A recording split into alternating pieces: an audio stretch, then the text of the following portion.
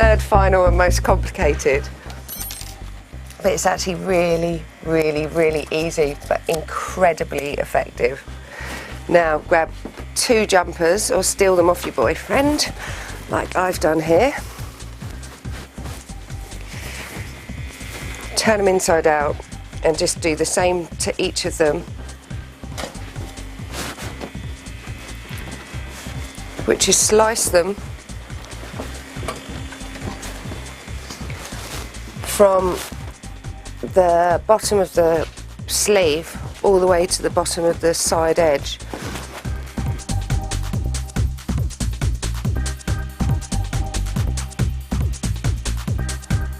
And just repeat this to both jumpers.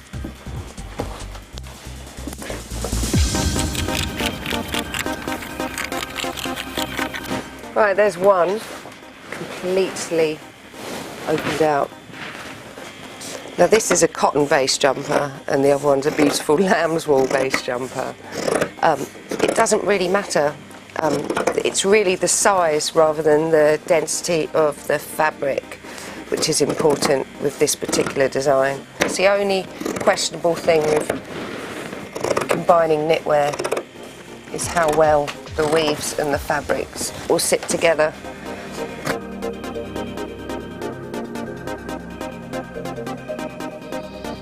If you're making anything like this, always do it on something you don't care so much about first, and make sure you can do it and you don't have any problems with it, and then cut up your nicest, best quality cashmere jumper.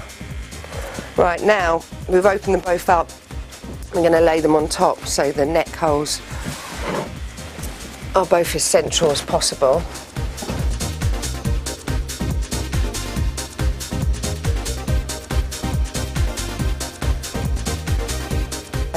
If one jumper is particularly wide compared to the others, you can slice it down. It's just length of the body, which is probably the most important thing. If the lengths of the body are the same, that's fine. Any width could be sliced off the side.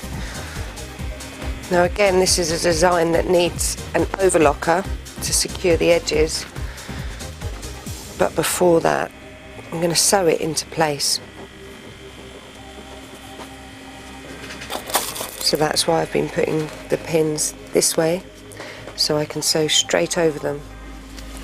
So I'm going to sew this from the bottom edge to the edge of the sleeve in the 4 different areas around the neck hole.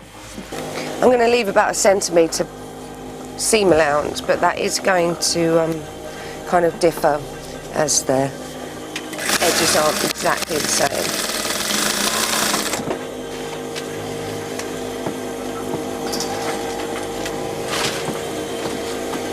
Sewing in red so you can see the stitch a bit more, and straight over the top of that pin. Okay, take those pins out as you go and snip off the spare threads. Right, straight over the top of that pin, bit of securing first.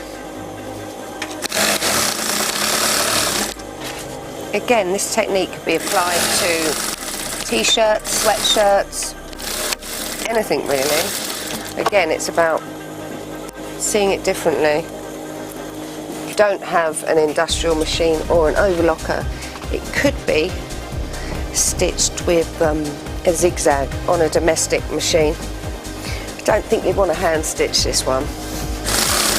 The great thing about just straight stitching it together, and you might want to even do a wider stitch than this, but you can always unpick, whereas with a zigzag or an overlocking stitch, you can unpick it, but it's laborious and it ruins the surface of the garment. Now make sure you've got all the pins out. Now before we go anywhere near an overlocker or a zigzag, we'll turn this whole thing the other way through.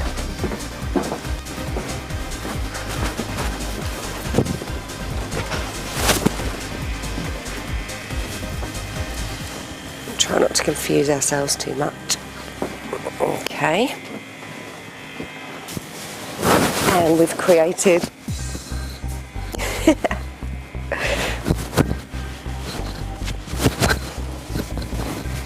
a dress or an elongated jumper or a smock. Now you might want to go back inside and slim down these sleeves.